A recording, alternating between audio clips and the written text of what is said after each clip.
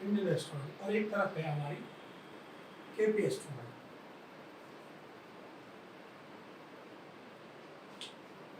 लोग के विचारों में, मन में ये धारणा होती है कि हमने बेसिक इंडियन एस्ट्रोनॉमी क्या है, ये एक बहुत बड़ा एक समूह है जिसमें बहुत सारे रूल भी दिए हुए होते हैं। रूल हमने ज़्यादातर, आप कितने रूल याद करोगे? 1 लाख रूल से भी ज़्यादा अधिक रूल आप बना लोगे, अपनी मर्जी से हिसाब से बनाते चले जाओ, जो फिट हो जाए वो लगता चला जाता है, पर ये याद नहीं रहते।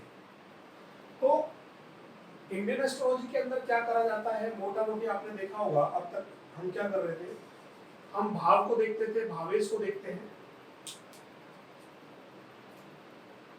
भाव को देखते हैं, भावेश को देखते हैं, भाव भावार्थ फलन को देखते थे, अर्थात भाव के फल की वृद्धि होगी या नहीं, केवल इतना देखते हैं। अगर वो 6-8-12 में नहीं बैठा है तो दैट्स ओके। इन सब चीजों को मोटा मोटी हम देखते थे। अब यहां आती दूसरी बात, जो सबसे इंपोर्टेंट, मैं कुछ सूत्र बताने जा रहा हूं, सुनते हुए चलिए, लिखने का टॉपिक नहीं है, कि आपको ये पता होना चाहिए कि मैं ये एस्ट्रोलॉजी मैंने करी, उसमें मुझे क्या मिला, मैं ये करने जा रही हूँ, इसमें क्या मिलेगा, क्या मैं परफेक्ट एस्ट्रोलॉजर बन पाऊंगी, क्या मैं भी 100% कोई प्रेडिक्शन दे सकता हूँ या दे सकती हूँ। ये हम आज क्लास का केवल 45 मिनट्स की जो क्लास है, केवल इतना मोटिव है कि आपको केपी एस्ट्रोलॉजी में मिलता क्या है और यहाँ क्या आपने लिया क्या है। जब आप कुंडली प्रेडिक्शन करोगे, इसका इन दोनों को मिलाकर पार्ट बनता है प्रेडिक्शन पार्ट, वो दोनों को ही मिलाकर बोला जाता है हमेशा। कोई कहे कि मैं केपी से 100% प्रेडिक्शन बता सकता हूं, नहीं, क्योंकि भारतीय ज्योतिष का ही सारा सिद्धांत as it is complete KP में लगाया जाता है। तो ऐसा नहीं है कि आप ये कह दें कि मेरे को केपी आती है या भारतीय ज्योतिष अच्छे से आती है, यहाँ अंतर रहेगा रूलों का। अब रूलों को कैसे कैसे अप्लाई करते हैं, क्या चीज की जरूरत पड़ती है, अब मैं आपको थोड़ा सा ऐसी डिटेल बताने जा रहा हूं जिससे आपके दिमाग में ये फहमियां दूर हो जाए, आपके दिमाग में ये फहमियां दूर हो जाए कि कैसे हम दोनों एस्ट्रोलॉजियों के बीच में कंपेयर करेंगे। देखिए, जो भारतीय ज्योतिष है ये केवल और केवल ग्रह की बात करती है। सबसे पहला सिद्धांत है, भारतीय ज्योतिष केवल ग्रहों भावों पर आधारित है। ठीक, अब तक आपने यही पढ़ा था कि हर भाव के बारे में हम जानते हैं, हर ग्रह के बारे में, केवल नक्षत्रों के बारे में आपको मैंने नाम बताए थे, उनका कोई कार्यक्षेत्र बताया था, उससे यूजफुलनेस क्या है। चंद्रमा जिस नक्षत्र पर होता है, चंद्रमा जिस नक्षत्र पर होता है उसकी दशा मिलती है, केवल आपने अभी मोटा मोटा ये जाना था। परंतु यहाँ क्या जानोगे, अब सबसे पहला आज का आपका, मैं आपसे क्वेश्चन जानना चाहता हूं सभी लोगों से। एक तरफ ग्रह लिखा हुआ है और एक तरफ लिखा हुआ है नक्षत्र। ग्रह बड़ा है या नक्षत्र बड़ा है? ग्रह जिस नक्षत्र पर बैठा हुआ है उसका इफेक्ट है, उस नक्षत्र का होगा। ठीक, हमेशा आप भी भारतीय ज्योतिष में यही पढ़ के आए कि ग्रह जिस नक्षत्र पर बैठा होता है उसके अकॉर्डिंगली काम करता है, रिजल्ट देता है। ये बात आप स्वयं बोल रहे हैं भारतीय ज्योतिष पढ़कर। इसका मतलब जब नक्षत्र की वैल्यू ज्यादा है तो क्यों ना उसे यूज करा जाए। भाई हर व्यक्ति, पूरी बुक के अंदर जितनी भी बुक लिखी हुई है वहां यही सेंटेंस आपको देखने को मिलेगा, जो प्लेनेट जिस नक्षत्र पर बैठता है। मोटी भाषा में उन्होंने इसका एक हिंट भी दे दिया कि चंद्रमा जिस नक्षत्र पर बैठेगा उसकी दशा मिलती है। इसका मतलब रोल तो बहुत बड़ा है। तो हमने यहाँ पहला पॉइंट ये समझाने की कोशिश करी कि ग्रह जिस नक्षत्र पर बैठेगा उसका रोल जीवन में ज्यादा है। अब केपी एस्ट्रोलॉजी के अंदर एक प्लेनेट होता है, एक एनके को बोलते हैं स्टार लॉर्ड, आप इसको स्टार लॉर्ड भी बोलेंगे। नक्षत्र स्टार, ये हमारा NK होता है। एक प्लेनेट को मैंने, अभी मैं बताऊंगा ये आगे चल के, ठीक है, नक्षत्र में तोड़ दिया, ठीक है, और मैंने इस नक्षत्र को भी आगे सब लॉर्ड में तोड़ दिया है। सब लॉर्ड मायने उप नक्षत्र। किसमें तोड़ दिया मैंने? उप नक्षत्र में तोड़ दिया, सब लॉर्ड में। हाँ। क्लास में देखा? पूछो। हेलो। हाँ जी सर। हाँ मैं तो सर इसलिए वो कॉल करती थी कि मैं एक्चुअली आ रही थी ऑफलाइन, तो मेरे को लेट हो गई थी। मैं कहा अगर मैं लेट हो जाऊँ तो आप थोड़ा बोल देना कि मैं आने वाली हूँ। हाँ जी, तो मैं क्लास में हूँ।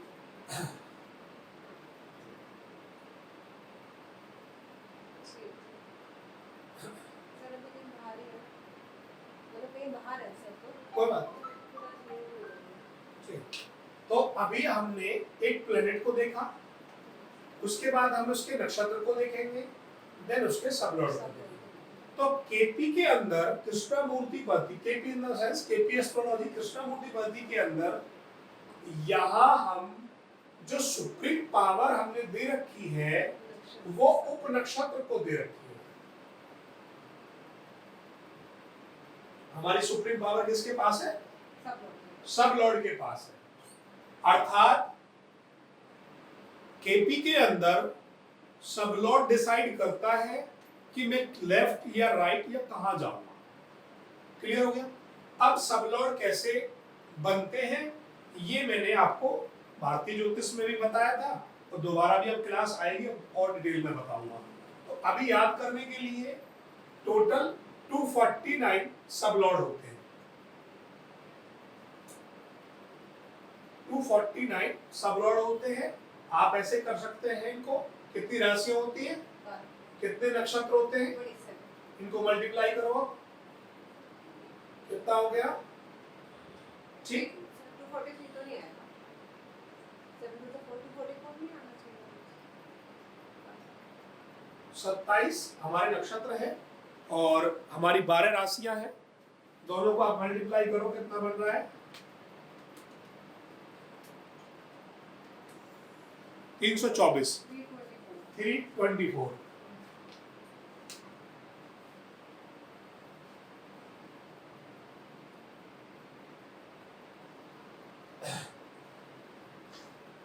सत्ताईस नक्षत्र, 9 प्लेनेट, इसको मल्टीप्लाई करो, इसका आ जाएगा सर। इंटू 9, ये आपके सामने आ गया 243। ये जो 27 स्टार है, ठीक है, और 9 हमारे प्लैनेट्स हैं,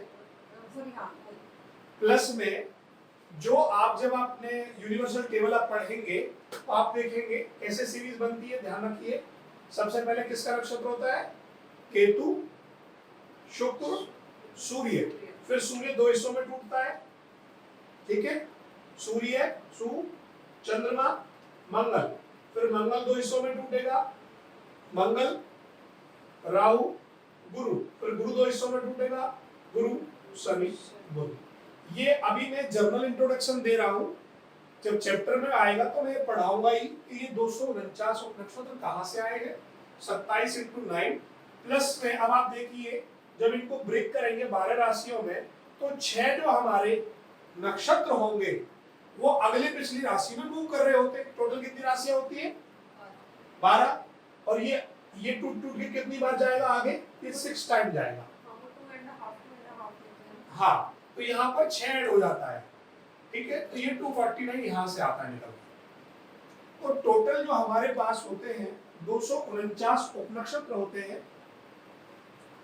ये जो हमारे उपनक्षत्र आते हैं ये हमारे जीवन में एग्जैक्टली ये बताएंगे कि आपको एजुकेशन कौन सी मिलेगी, आपको जॉब कहां मिलेगी, आपको कौन सा बिजनेस करना चाहिए। क्योंकि अब आप देखिए ध्यान से, ये है मेरा ग्रह, ठीक है, ये पूरा मान लीजिए, फिर हम भाव की बात करते हैं, 5वें भाव में हमारा 5वें भाव का स्वामी हमारा शनि हो गया, तो हम जनरली ये कहेंगे कि शनि पांचवें भाव के रिजल्ट देगा। ठीक है, अब ये जो पूरा ग्रह होता है एक राशि के अंदर जब चलता है तो ये कितने डिग्री का होता है? मोटा मोटी 30 डिग्री का होता है। 0 डिग्री से लेकर 30 डिग्री के बीच में ग्रह लाई करता है। 0 डिग्री से लेकर 30 डिग्री के बीच में ग्रह लाई करता है। एक राशि के अंदर कितने नक्षत्र होते हैं? 2.25। एक राशि में कितने नक्षत्र होते हैं? 2.25। एक नक्षत्र जो होता है वो 13 डिग्री 20 मिनट का होता है। तो मैंने 13 डिग्री 20 मिनट पर एक कट मारा, फिर 13 डिग्री 20 मिनट और जो 3 डिग्री 20 मिनट बचे लास्ट के वो अपना पूरा हो गया। अब आप देखना मैं क्या बारीकी की बात बताने जा रहा हूं कि एक पूरा ग्रह एक राशि में बैठा है 30 डिग्री में, बट स्पेसिफाई उसको एक हमने एक फिक्स वैल्यू दे दी। आप देते ही है हमेशा कि एक ग्रह मान लीजिए मीन राशि में बैठा हुआ है और वो 16 डिग्री का बैठा हुआ है, तो ऑटोमेटिकली आप क्या कहेंगे कि 13 डिग्री 20 मिनट से वो आगे यहां पर कहीं बैठा हुआ है, कि वो यहां बैठा हुआ है 16 डिग्री। अर्थात आप क्या कहोगे कि वो शनि के नक्षत्र पर बैठा हुआ है। शनि का नक्षत्र कैसे हो गया? अब जब वीक पे जब थोड़ा जाओगे मीन राशि में शनि का नक्षत्र आता है, लास्ट वाली हो गई ना, तो लास्ट में केतु सूर्य आएगा, लास्ट में शनि बुध आएंगे, तो 16 डिग्री के 13 डिग्री 20 मिनट के बाद शनि का नक्षत्र आ जाएगा। ठीक है, वो अभी डिटेल आपको यूनिवर्सल टेबल से पता चल जाएगी। तो आपने एक वर्ड फिक्स कर दिया। यहां तो ये भारतीय ज्योतिष थी कि शनि मीन राशि में बैठा है, 5वें भाव का स्वामी, अर्थात आपने कहा 5वें भाव के जो रिजल्ट देगा वो शनि देगा, ये आपने डिसाइड कर दिया। क्लियर हो गया?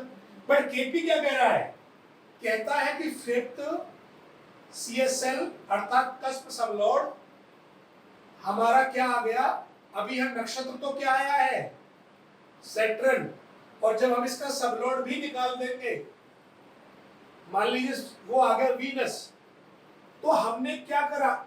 ये हमारा जो point of source of line है ये एग्जैक्टली डिनोट करेगी कि हमारा 5वें भाव में शनि यहां पर स्टैंड कर रहा है। अब एक्चुअल वैल्यू स्टैंडिंग की निकाल देंगे एक प्लेनेट की, तो जो प्लेनेट है वो कहां पर खड़ा है ये हमें देखना होता है, वो किस सबलॉर्ड पर खड़ा होता है। ये देखने के लिए कोई बड़ी बात नहीं है। जब मैं यूनिवर्सल टेबल पढ़ाऊंगा आपको तो वहां से एक ही कुंडली के अंदर जब आपको ग्रह पोस्ट करने बताऊंगा तो वो क्लियर होते चले जाएंगे। तो अभी के लिए क्या समझ में आया कि यहां हम ओवरऑल देखते थे कि 5वें भाव का स्वामी कौन है, बट यहां हम क्या देख रहे हैं? बिल्कुल पिन ऑफ पॉइंट कि 5वें भाव का सबलॉर्ड कौन है? वो शुक्र है। अब हमें ये शनि तो ओवरऑल रिजल्ट दे देता जनरल। एक तो होता है ना कि भाई आप क्या ओपिनियन रखते हो जनरल, एक होता है कि नहीं ये मेरा बच्चा है, पर्टिकुलर ओपिनियन मेरी ये है। तो एक तो हो गई 5th हाउस की पूरे की बात, और अब ये आ गया इतना हिस्सा इसके अंडर में, तो ये जो वीनस वाला पार्ट आया ये यहां पर फुल रोल में रहेगा, फुल रोल निभाएगा। क्लियर हुई बात?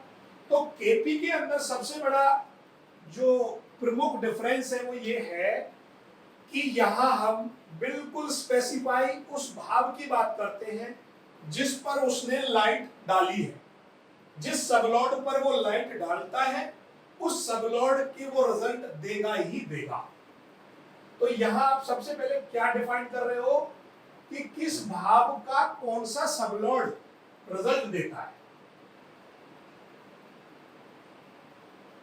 जब आपको ये चीज डिसाइड हो ही जाएगी कि पर्टिकुलर मेरे 1 से 12 भावों के कौन सा CSL मुझे सबलॉर्ड रिजल्ट दे रहा है, तो आप डेफिनेटली ये कह सकते हो कि मेरा पहला भाव मान लो शनि है, दूसरा भाव मेरा मरकरी है, तीसरा भाव मेरा मून है, चौथा भाव मेरा सैटर्न है, पांचवा भाव मेरा जुपिटर है, छठा भाव मेरा राहु है, सातवां भाव मेरा शनि है, आठवां भाव मेरा मंगल है।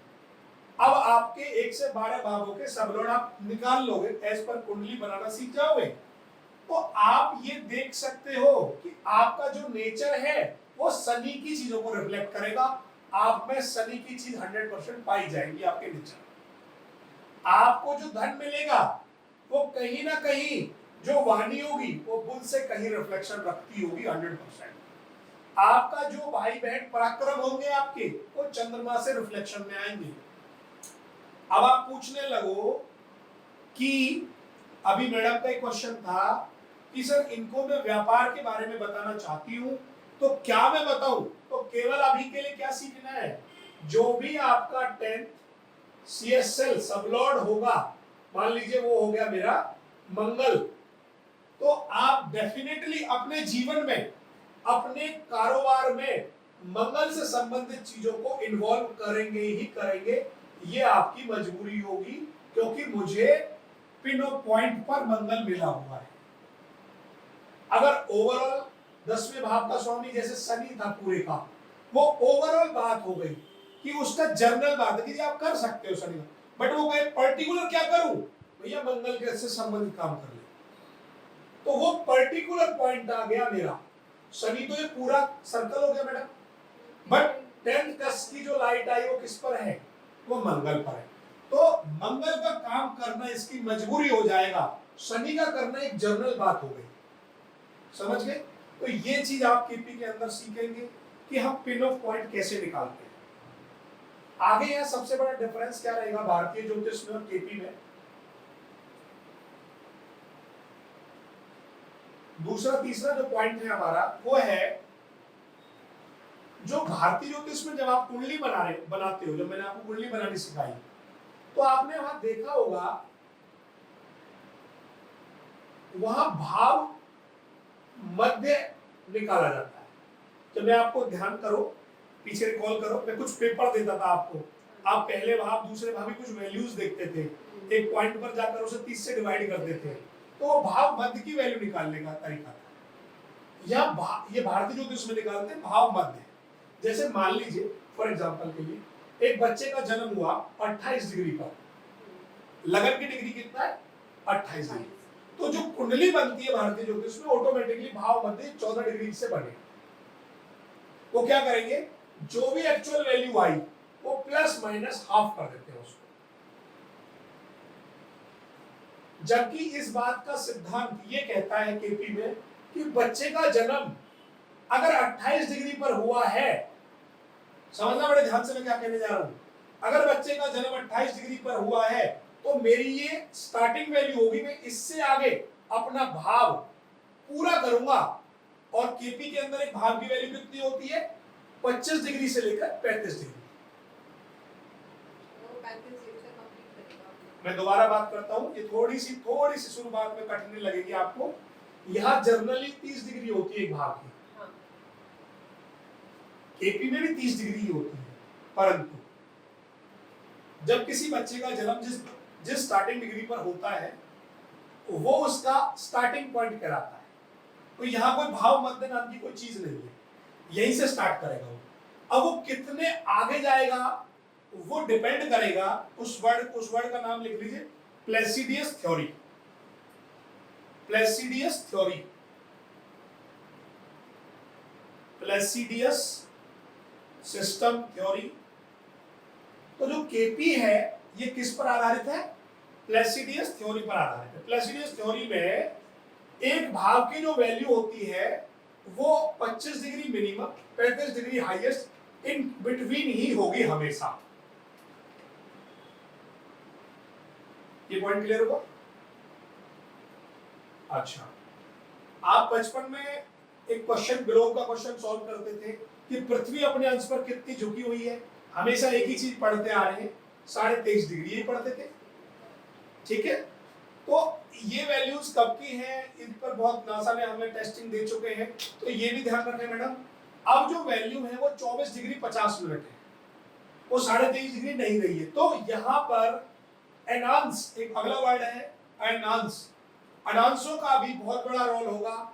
आप जो एनांस यूज करेंगे, अयनांस, वो केपी के यूज करेंगे, केपी के न्यू, केपी के भी दो एनांस है, KP new and KP old, और एक नया एनांस है जो और भी एक्चुअल करेक्ट है, केपी स्विस, जो स्विस एफेमरीज है, केपी स्विस एनांस।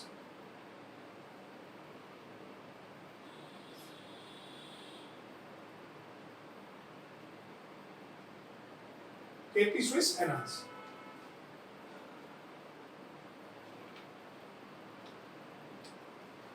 अगला जो केपी के अंदर आप देखने वाले हो, जो सबसे बड़ा चमत्कारिक रिजल्ट आप देखोगे,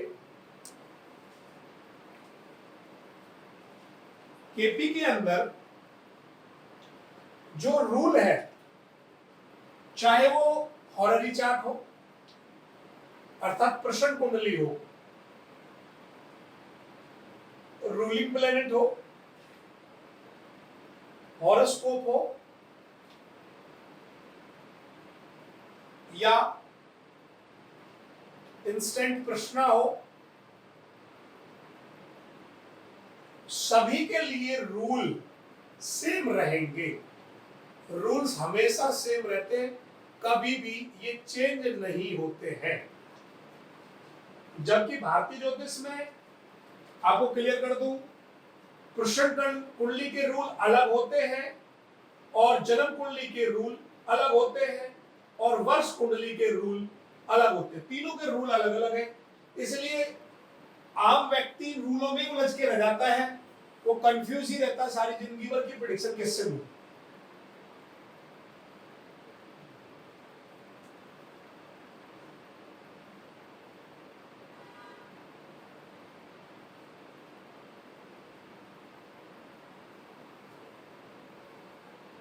अगला जो पॉइंट है इसके अंदर,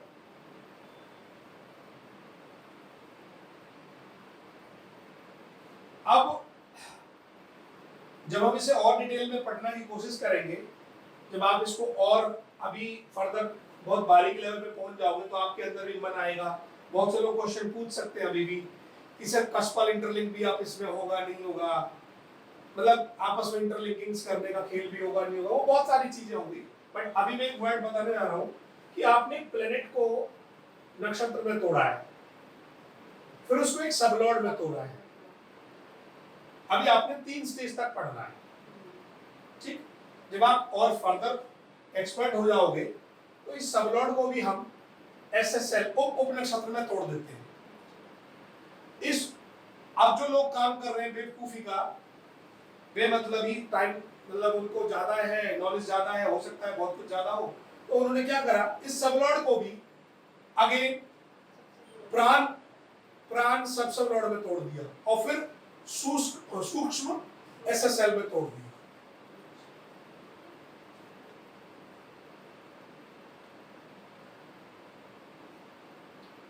तो जो केपी है हमारा, ये प्लेनेट के बाद नक्षत्र के बाद हमारा सबलॉर्ड और सबलॉर्ड के बाद अगेन एसएसएल।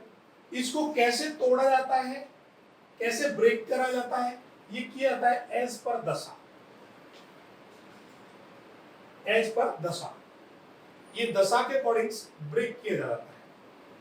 तो मेन डिफरेंस जब आप भारतीय ज्योतिष और केपी में करेंगे तो वहां जो दशा का जो हमारा रूल्स का डिफरेंस है वो बड़ा क्लियर कट नजर आने वाला है आपको कि यहां पर हमने सबलॉर्ड को प्रेफरेंस देना है।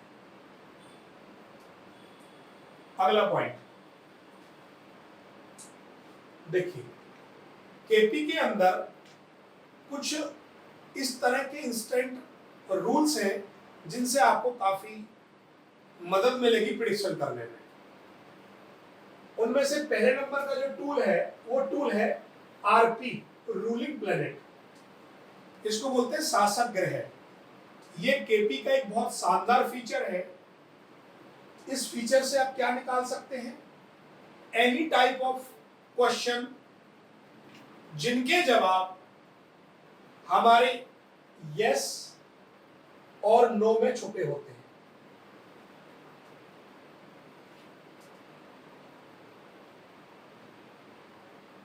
आप ऐसे क्वेश्चनों के जवाब आरपी से फाइंड आउट कर सकते हैं जिनके जवाब हमारे यस और नो में छुपे होते हैं, ठीक है। और यस या नो के बावजूद भी आप कंप्लीटली ये कैलकुलेट कर सकते हैं, कैलकुलेट करके बता सकते हैं कि आपका काम कितनी देर में होगा। अर्थात टाइम कैलकुलेशन आप इजीली कर पाएंगे। बिल्कुल as it is time calculation आप करके बता सकते हैं सामने वाले को कि आपका मित्र आज आएगा नहीं आएगा, आएगा तो कितने बजे आएगा। इवन कोई भी क्वेश्चन इसमें आप अटेम्प्ट कर सकते हैं। और सबसे ज्यादा आज की डेट में इस टूल की जो परसेंटेज है वो करीब करीब 80 to 90% लोग इसे फॉलो कर रहे हैं। अब जो मेरा मेन मोटिव है आपको इस पूरे ओवरऑल लेक्चर का, वो ये है कि अभी तक आप क्या फाइंड आउट कर रहे थे कि आपने बेसिक एस्ट्रोलॉजी जान चुके हैं। अब हम केपी की तरफ बढ़ने जा रहे हैं। तो केपी के अंदर जो मैंने जो मेन आपको पॉइंट नंबर जो इसका मेन मोटिव बताया वो बताया आपको आरपी। आरपी क्या चीज है? आरपी को बोलते हैं हम शासक ग्रह, रूलिंग प्लेनेट, रूलिंग प्लैनेट्स, शासक ग्रह। शासक ग्रह क्या चीज होता है? वर्तमान समय में करंट स्थिति के अंदर जो भी हमारा वर्तमान समय है उस समय चल रहे ग्रहों की सिचुएशन को आरपी कहा गया। जो वर्तमान समय में प्लेनेट हमारा रूल को गवर्न कर रहा होगा, अर्थात कौन इस समय पावर लेकर बैठा है, वर्तमान समय में कौन सा प्लेनेट पावर लेकर बैठा है, ये हमें आरपी से पता चल जाएगा। और उसकी कैलकुलेशन जब हम अंदर करना सीखेंगे तो हमें ये पता चलेगा कि वर्तमान समय में जो सामने वाले ने क्वेश्चन किया है कि वो मेरे शासक ग्रहों में यदि वो प्लेनेट पावर लेकर बैठा है उस क्वेश्चन से रिलेटेड प्लेनेट का, तो हमारा आंसर यस में जाएगा और वरना नो में जाएगा। ये आप पूरी तरीके से कैलकुलेट कर पाएंगे। गोचर या ट्रांजिट से हम देखते हैं कि इसमें वर्तमान समय को हमें यूज करना है जो प्लेनेट वर्तमान में चल रहे हैं। एक तरह से आप बोल सकते हैं ट्रांजिट वाले प्लेनेट को हम यूज करेंगे। ठीक है। देन अब जो आरपी के अंदर जो दूसरे तीसरे नंबर का जो टूल है हमारा,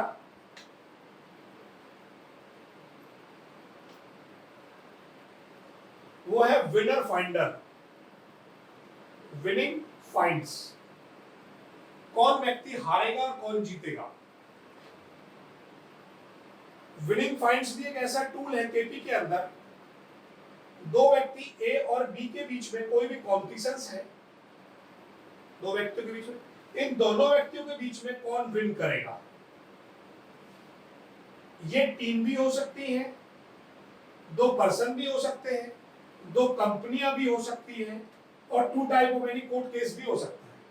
तो आप केपी के अंदर विनर फाइंडर से, और विनर फाइंडर भी किस पर आधारित है? ये आधारित है हॉररी पर, ये हॉररी चार्ट पर आधारित है, अर्थात प्रश्न कुंडली पर आधारित है। इससे आप आसानी से निकाल पाओगे दो व्यक्तियों के बीच में कौन हार रहा और जीत रहा है। और लास्ट वाला जो चौथे नंबर का टूल है, इसमें हमें, ये उन लोगों के लिए बड़ा ही शानदार टूल है जिन लोगों को अपनी डेट ऑफ बर्थ टाइम के अंदर कंफ्यूजन बना रहता है। जो लोग ये सोचते हैं कि भाई मेरा टाइम में कोई डिफरेंस है, मेरा टाइम सही नहीं है, तो ये आज आपको बता दूं। पहले आज एक बहुत बड़ी चीज आपको बताने जा रहा हूं, जो लोग आप जुड़े हुए हैं ऑनलाइन ऑफलाइन में। देखिए, एस्ट्रोलॉजी जो है ये एक तरह का इवेंट कैलकुलेटर मेथड है। ठीक है, एस्ट्रोलॉजी से किसी भी तरह के इवेंट कैलकुलेट किए जा सकते हैं। जन्म कुंडली भी एक क्या है? Event calculator. आपका जन्म हुआ, किस समय हुआ, एक पूरी कुंडली की जो वर्तमान हमारे उस समय के चल रहे ग्रह होते उनकी कैलकुलेशन कर दी जाती कुंडली में, और एक कुंडली बना दी जाती है। बच्चे को एक आईडी पासवर्ड दे दिया, ठीक है। तो एक होता है हॉरोस्कोप, ये आपकी जन्म कुंडली होगी, और एक हो गई हमारी हॉररी। दो चार्ट, समझना मेरी बात ध्यान से। अगर किसी की डेट ऑफ बर्थ टाइम आपको पता है तो आप हॉरोस्कोप से कैलकुलेट कर सकते हैं। अगर किसी की आपको डेट ऑफ बर्थ टाइम नहीं पता है और वो केवल प्रश्न करना चाहता है तो आप उसे हॉररी से अटेंड करेंगे और 100% रिजल्ट करेक्ट होता है। उसके रूल जो है वो आपको नोट करा दिए जाएंगे। ऐसा नहीं है सामने वाला आपको टेस्ट करने भी आया हुआ है तो टेस्टिंग के भी है रूल आपको पता चल जाएगा। बहुत सारे रूल है, जैसे एक एग्जांपल के तौर पे बता देता हूँ। आप एक रूल आपको बता देता हूँ, आप एक से ही सब कुछ डिसाइड भी कर सकते हो। सामने वाला आपसे जेन्युइन क्वेश्चन कर रहा है या नहीं कर रहा है, केवल आपसे मजाक बनाने आया है या ऐसे ही आ गया है, केवल क्या देख ले, चंद्रमा, मून और मून नक्षत्र। यदि चंद्रमा और चंद्रमा का नक्षत्र पूछे हुए क्वेश्चन के, जो भी उसने क्वेश्चन किया है उसके रिलेवेंट हाउस, अगर मान लो व्यक्ति ने क्वेश्चन किया है धन का, व्यक्ति ने क्वेश्चन किया है धन का कि सर मेरे को धन से संबंधित प्रॉब्लम है, मेरे को व्यापार से संबंधित प्रॉब्लम है, मेरे को आजकल बहुत घाटा हो रहा है, धन से संबंधित उसका क्वेश्चन है। धन से रिलेवेंट हाउस केपी के अंदर होते हैं 2, 6, 11।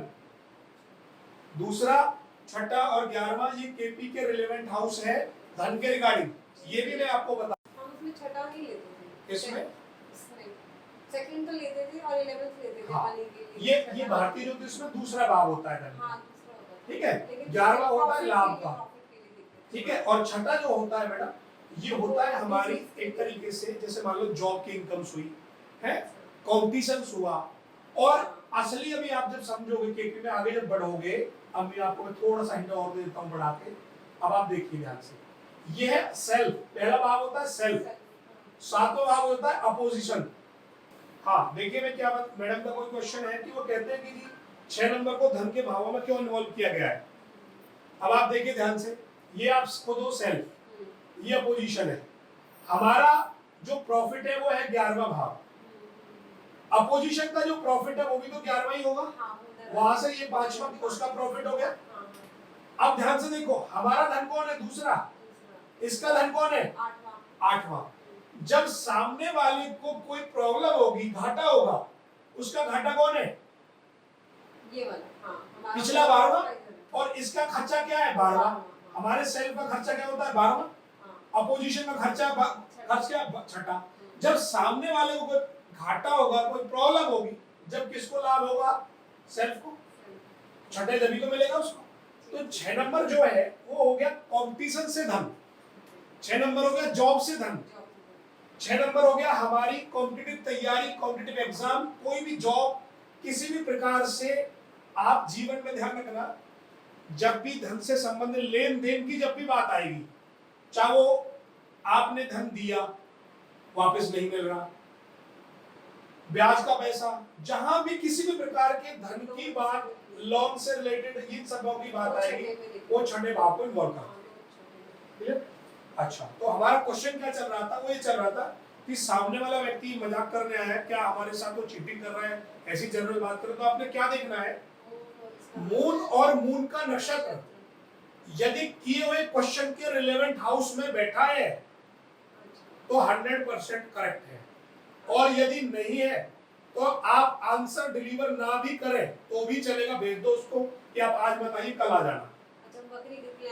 वो बकरी बात की बात है। अभी तो एक जनरल आइडिया दिया है हॉररी के अंदर, ये हमारे पास ऐसा ठोस प्रमाण है कि आप आसानी से देख सकते हैं कि क्या हमारे साथ ये दिक्कत नहीं रहने वाली और क्या रहने वाली है। तो जो केपी के अंदर जो हमें टूल दिए हुए हैं, मेरा मेन मोटिव क्या है आज का, जो केपी के अंदर जो हमें टूल दिए हुए हैं, जितने भी टूल्स हैं, यदि इन टूल्स को जब हम प्रॉपर्ली यूज करेंगे तो आप डेफिनेटली, आपको ना ये सोचने की जरूरत नहीं है भारतीय ज्योतिष की तरह कि यार 5वें भाव का कितना मैं रिजल्ट बोलूं, हाँ मैं बोलूं ना मैं बोलूं, क्या करूं। यहां प्रॉपर रूल आएगा, वो रूल आपको लिखवाया जाएगा बकायदा। जैसे फॉर एग्जांपल के लिए हम संतान से संबंधित ही बात कर रहे हैं, एक एग्जांपल ले लेते हैं छोटा सा, बस ये टॉपिक कंक्लूड कर देता हूं पूरा। भारतीय ज्योतिष में मान लीजिए आपका 5वें भाव में राहु बैठा हुआ है, तो आप लोग क्या देखते हैं, बोलोगे कि कहीं ना कहीं प्रॉब्लम आती है जी, सजेरियन होता है, कोई ना कोई प्रॉब्लम होती है। आरती फिर क्या है,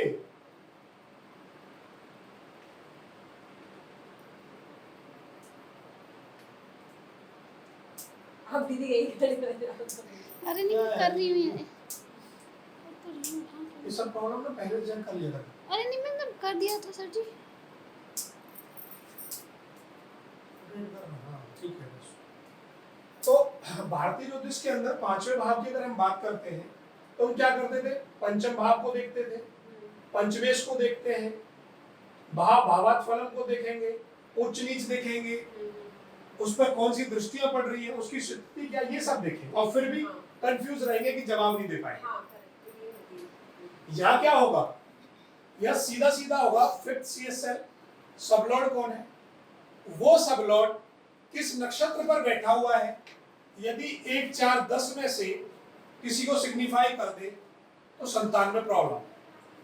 एक रूल नंबर अगला सेकंड, यदि फिफ्थ कस्पल सबलॉर्ड मरकरी हो या राहु हो या शनि हो और 1, 4, 10 को इंडिकेट कर दे, संतान नहीं होगी।